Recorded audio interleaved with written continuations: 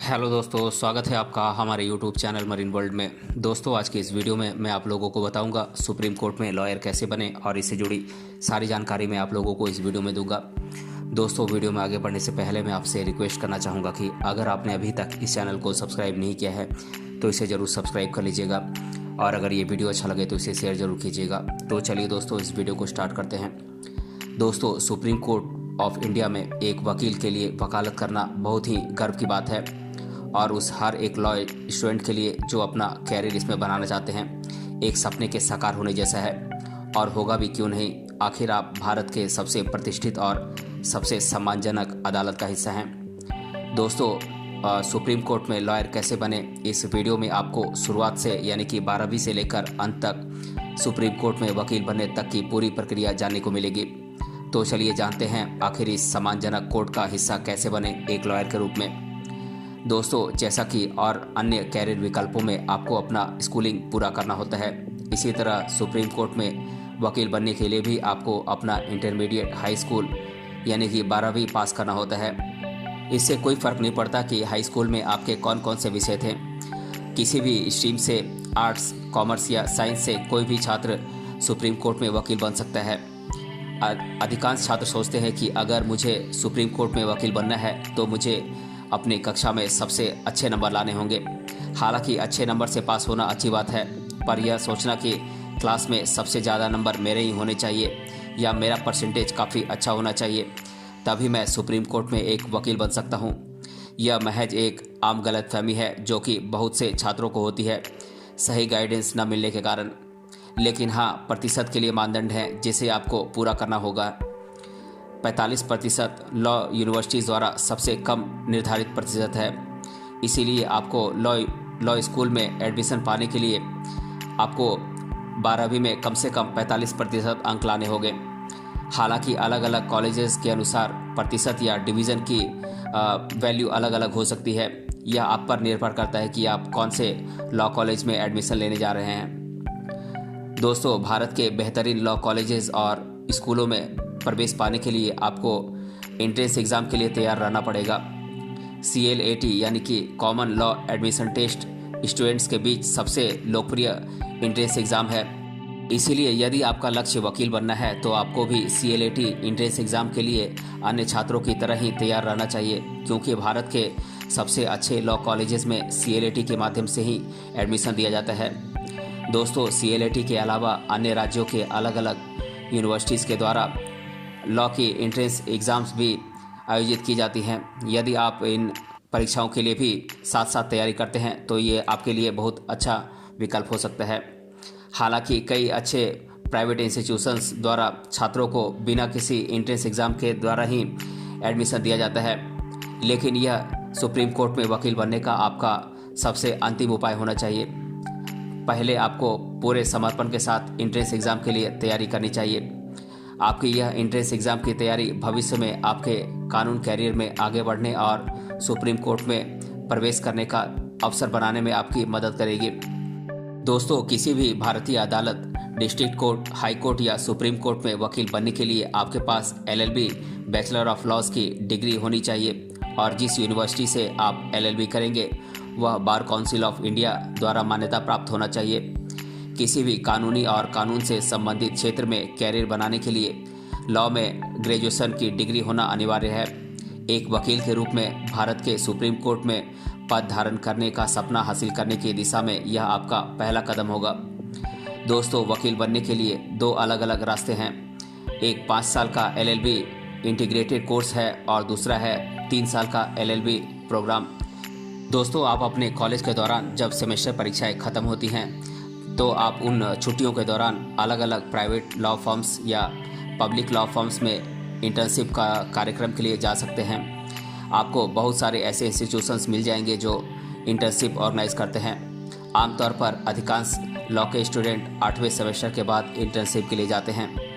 यहाँ आपको उन सिद्धांतों का खुलासा मिलेगा जिन्हें आपने अभी तक सिर्फ अपने कानून की किताबों में पढ़ा था और भी बहुत कुछ सीखने को मिलेगा जो आपको आगे फ़ायदा पहुँचाएगा। प्रैक्टिकल एक्सपीरियंस कैरियर के विकास के लिए हमेशा अच्छा होता है। दोस्तों, आपने अभी तक जितना कुछ भी LLB में सीखा है उसकी प्रैक्टिस करने के लिए आपको एक सर्टिफिकेट की आवश्यकता होती है जो सुनिश्चित करता है कि आपके पास अदालत में कानून की प्रैक्टिस करने की क्षमता है। भारतीय वकील अधिनियम 1961 के अनुसार अदालत परिसर में प्रैक्टिस के लिए एक सर्टिफिकेट प्राप्त करने के लिए आपको बार काउंसिल ऑफ इंडिया में अपना नाम रजिस्टर कराना होगा।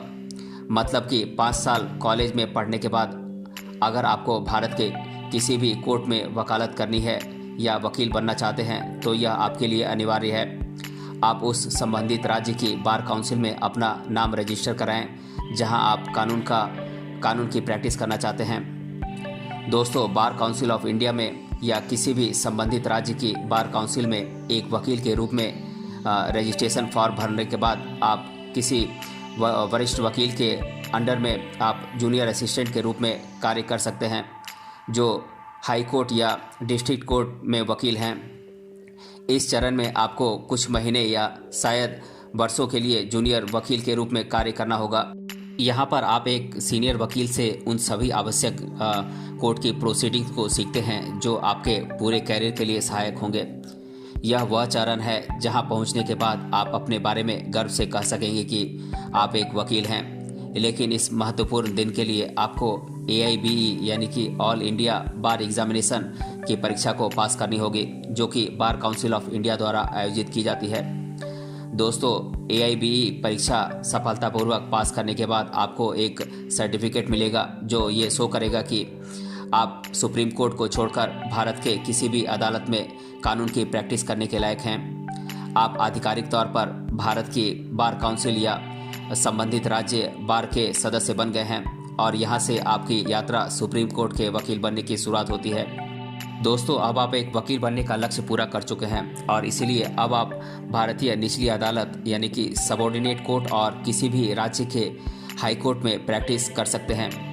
कोई भी वकील जो भारत के सुप्रीम कोर्ट का हिस्सा बनना चाहता है उसे न्यायालय, कानून और मुकदमेबाजी में कुछ निश्चित अनुभव होना चाहिए। सुप्रीम कोर्ट के वकील के लिए आवेदन करने से पहले कैंडिडेट को भारतीय न्यायालय में 5 साल के प्रैक्टिस का अनुभव होना चाहिए और वर्तमान में प्रैक्टिस में होना चाहिए। दोस्तों, भारतीय न्यायालय में 5 वर्षों के कार्य के अनुभव प्राप्त करने के बाद आपको सुप्रीम कोर्ट के किसी सीनियर वकील के तहत 1 साल की ट्रेनिंग लेनी होगी। इसका मतलब है कि LLB की पढ़ाई पूरी करने के बाद आपको भारत सरकार के सबसे सम्मानित न्यायालय सुप्रीम कोर्ट का हिस्सा बनने के लिए कम से कम 6 वर्षों की स्टडी और काम करना होगा। इस ट्रेनिंग की अवधि में आपको बेहतर समझ मिलेगी कि न्याय प्रणाली सबसे ऊंचे स्तर पर कैसे काम करती है। भारत के सुप्रीम कोर्ट में मामलों, प्रक्रिया और कई अन्य उपयोगी चीज़ों के साथ कैसे निपटा जाए जिन्हें आपने कभी अपने कानून कैरियर में नहीं सीखा था। दोस्तों, सुप्रीम कोर्ट त्रिस्तरीय न्यायिक प्रणाली में सबसे उच्चतम न्यायिक मंच है और भारत में किसी भी केस के खिलाफ अपील करने यानी कि इंसाफ मांगने की अंतिम अदालत है। इसीलिए सुप्रीम कोर्ट ऑफ इंडिया का हिस्सा बनने के लिए आपको कानून के क्षेत्र में अच्छा ज्ञान होना चाहिए। आपके कानूनी ज्ञान और स्किल के टेस्टिंग के लिए सुप्रीम कोर्ट ने AOR परीक्षा लेने का फैसला लिया है। इसका मतलब है कि अगर कोई सुप्रीम कोर्ट में कानून की प्रैक्टिस करना चाहता है तो उसे एडवोकेट ऑन रिकॉर्ड में अपना नाम रजिस्टर करना होगा और सुप्रीम कोर्ट बार एसोसिएशन का सदस्य बनना होगा। सुप्रीम कोर्ट में प्रत्येक वकील, चाहे वह जूनियर या सीनियर हो, हर किसी लॉयर को एडवोकेट ऑन रिकॉर्ड की सूची में अपना नाम रजिस्टर कराना होता है। सुप्रीम कोर्ट के लॉयर या एडवोकेट को एडवोकेट ऑन रिकॉर्ड भी कहा जाता है और एडवोकेट ऑन रिकॉर्ड बनने के लिए आपको AOR की परीक्षा पास करनी होगी। इसीलिए आपको इसके लिए आवेदन करने की आवश्यकता होती है। लेकिन इससे पहले कि आप अपना नाम एडवोकेट ऑन रिकॉर्ड में रजिस्टर कराएं, आपको भारत के सुप्रीम कोर्ट द्वारा निर्धारित कुछ मानदंडों को पूरा करना होता है। कैंडिडेट को किसी भी भारतीय अदालत में कम से कम 5 वर्षों का वकालत करने का अनुभव होना चाहिए और आवेदन करते समय भी वकालत करता हुआ होना चाहिए।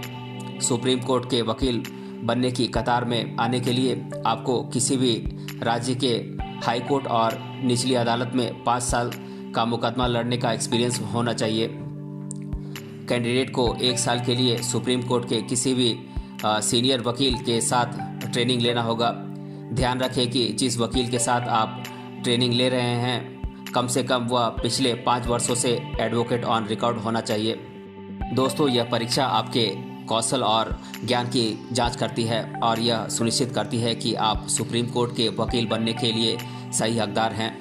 यह उस हर वकील के लिए भी अनिवार्य परीक्षा है जो एडवोकेट ऑन रिकॉर्ड का खिताब पाना चाहते हैं और अपना नाम सुप्रीम कोर्ट ऑफ इंडिया के वकीलों की लिस्ट में दर्ज कराना चाहते हैं।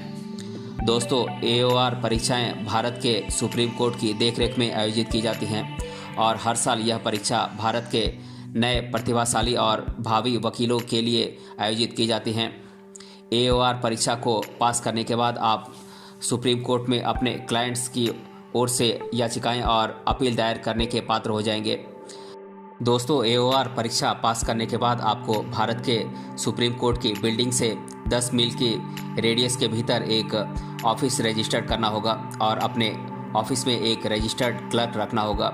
इन सभी प्रक्रियाओं को पूरा करने के बाद सुप्रीम कोर्ट के चैम्बर जस्टिस आपको supreme court lawyer advocate on record के रूप में स्वीकार करते हैं और अंत में अब आप भारत के सुप्रीम कोर्ट में कानून की प्रैक्टिस कर सकते हैं और इसीलिए अब आप अपने क्लाइंट्स की तरफ से सुप्रीम कोर्ट में याचिकाएं, मुकदमेबाजी और अन्य कानूनी मामलों को दर्ज करने के लिए एक योग्य और सही उम्मीदवार होंगे।